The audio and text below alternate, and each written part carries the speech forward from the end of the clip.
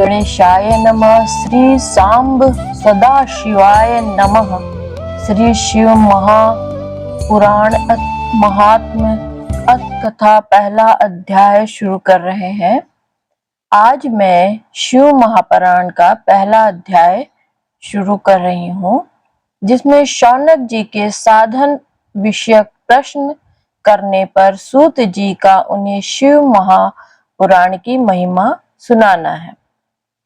श्री शौनक जी बोले, हे महाज्ञानी सूत जी, संपूर्ण सिद्धांतों के ज्ञाता हे प्रभु, मुझसे पुराणों की कथाओं के सार तत्व का विशेष रूप से वर्णन सुनिए।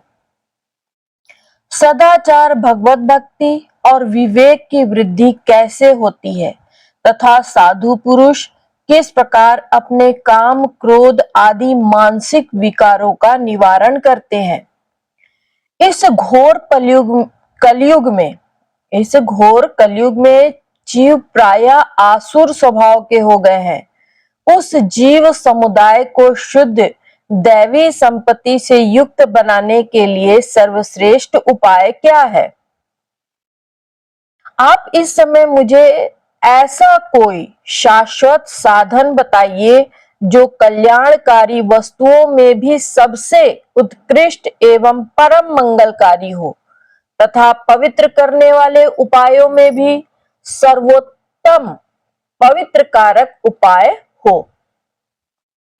तात वह साधन ऐसा हो जिसके अनुष्ठान से शीघ्र ही अंतःकरण की विशेष शुद्धि हो जाए तथा उससे निर्मल चित्त वाले पुरुष को सदा के लिए शिव की प्राप्ति हो जाए। सूत जी बोले, मुनि श्रेष्ठ शौनक, आप धन्य हैं। आपके हृदय में पुराण कथा सुनने के लिए विशेष प्रेम एवं लालसा है। इसलिए मैं शुद्ध बुद्धि से विचार कर परम उत्तम शास्त्र का वर्णन करता हूँ।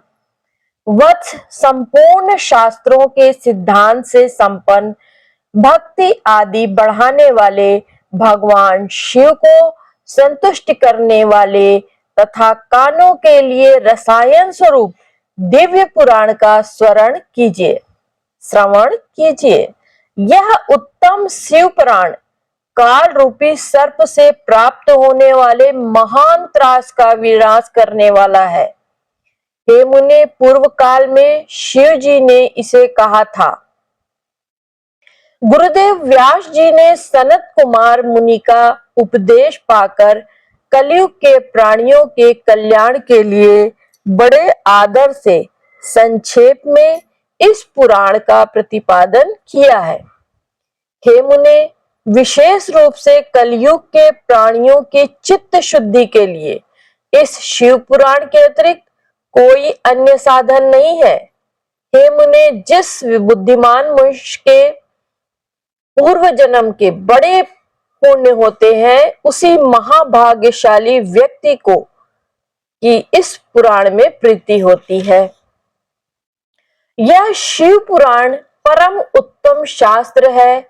इसे इस भूतल पर भगवान शिव का वांगमय स्वरूप समझना चाहिए और सब प्रकार से इसका सेवन करना चाहिए। इसके पठन और श्रवण से शिव भक्ति पाकर श्रेष्ठतम स्थिति में पहुंचा हुआ मनुष्य शीघ्र ही शिव पद को प्राप्त कर लेता है। इसलिए संपूर्ण यत्न करके मनुष्य ने इस पुराण के अध्ययन को अभिष्ट साधन माना है। इसका प्रेम पूर्वक श्रवण भी संपूर्ण वांछित फलों को देने वाला है। भगवान शिव के इस पुराण को सुनने से मनुष्य सब पापों से मुक्त हो जाता है तथा बड़े बड़े उत्कृष्ट भोगों का उपभोग करके अंत में शिवलोक को प्राप्त कर लेता है। राजसूय यज्ञ और सैकड़ों अग्नि अष्टोम यज्ञों से जो पुण्य प्राप्त होता है, वह भगवान शिव की कथा के सुनने मात्र से प्राप्त हो जाता है।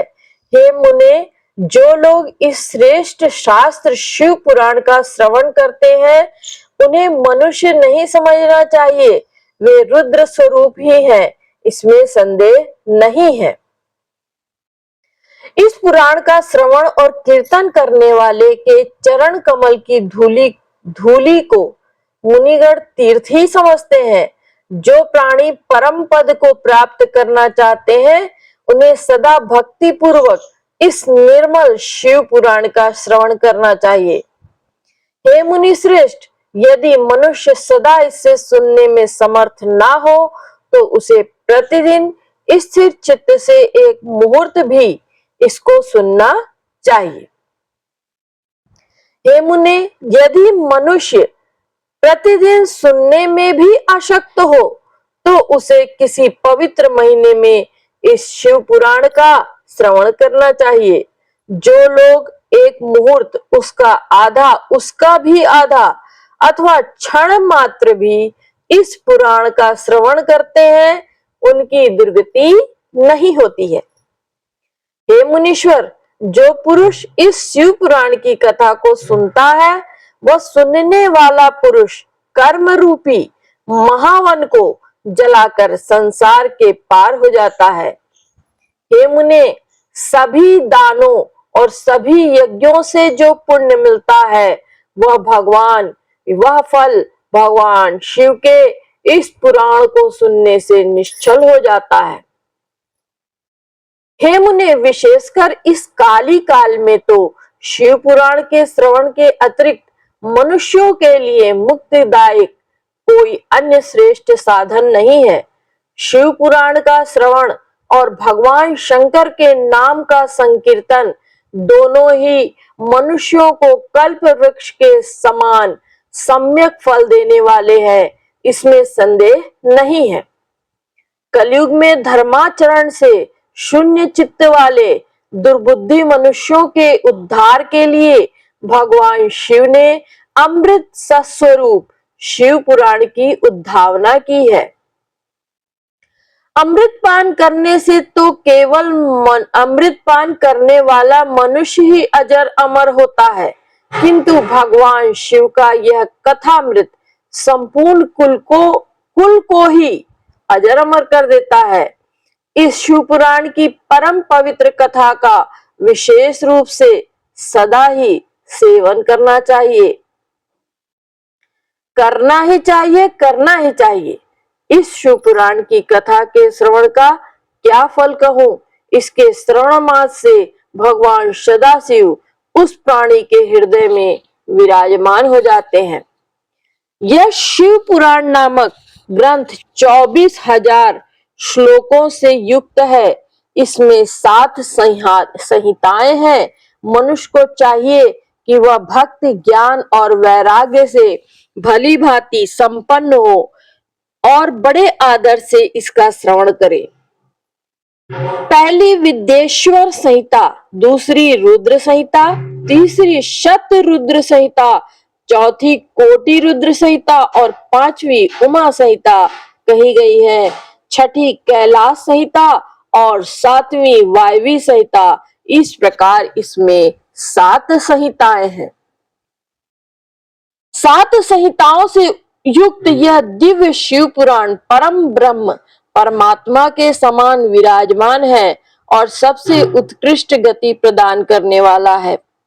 जो मनुष्य 7 संहिताओं वाले इस शिव पुराण को आदर पूर्वक पढ़ता है, वह जीवन मुक्त कहा जाता है। हे मुने, जब तक इस उत्तम पुराण को सुनने का सुअवसर प्राप्त नहीं होता, तब तक अज्ञानवश प्राणी इस संसार चक्र में भटकता रहता है। भ्रमित कर देने वाले अनेक शास्त्रों और पुराणों के श्रवण से क्या लाभ है, जबकि एक शिव पुराण ही मुक्ति प्रदान करने के लिए गर्जन कर रहा है। जिस घर में शिव पुराण की कथा होती है, वह घर तीर्थ स्वरूप ही है और उसमें निवास करने वालों के पाप यह नष्ट कर देता है। हजारों अश्वमेघ यज्ञ और सैकड़ों वाजपेय यज्ञ शिव पुराण की 16वीं कला की बराबरी भी नहीं कर सकते। हे मुनि श्रेष्ठ, कोई अधम प्राणी जब तक भक्ति पूर्वक शिव पुराण का श्रवण नहीं करता, तभी तक उसे पापी कहा जाता है। गंगा आदि पवित्र नदियां, मुक्तिदायिनी सप्तपुरिया तथा गयादि तीर्थ इस शिव पुराण की समता कभी नहीं कर सकते। जिसे परम गति की कामना हो उसे नित्य शिव पुराण के एक श्लोक अथवा आधे श्लोक का ही स्वयं भक्ति पूर्वक पाठ करना चाहिए। जो निरंतर अर्थात अनुसंधान पूर्वक इस शिव पुराण को बांचता है अथवा नित्य प्रेम पूर्वक इसका पाठ मात्र करता है, वह पुण्यात्मा है, इसमें संशय नहीं है।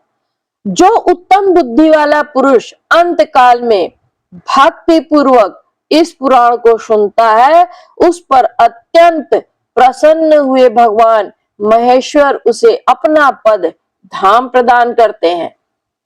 जो प्रतिदिन आदर पूर्वक इस शिव पुराण का पूजन करता है, वह इस संसार में संपूर्ण भोगों को भोग कर अंत में भगवान शिव के पद को प्राप्त कर लेता है। जो प्रतिदिन आलस्य रहित हो रेशमी वस्त्र आदि के वेष्टन से इस शिव पुराण का सत्कार करता है, वह सदा सुखी होता है। यह शिव पुराण निर्मल और शैवों का सर्वस्व है। यह लोक और परलोक में सुख चाहने वालों को आदर के साथ प्रयत्न पूर्वक इसका सेवन करना चाहिए।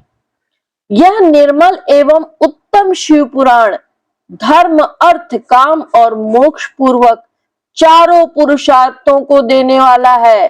अतः सदा सदा प्रेम पूर्वक इसका श्रवण एवं विशेष रूप से पाठ करना चाहिए।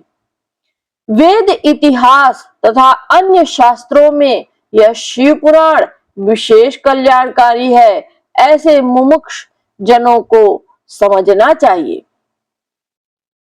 यह शिव पुराण आत्म तत्वों के लिए सदा सेवनीय है, सत्पुरुषों के लिए पूजनीय है और तीनों प्रकार के तापों का शमन करने वाला है, सुख प्रदान करने वाला है तथा ब्रह्मा, विष्णु, महेश देवताओं को प्राणों के समान प्रिय है।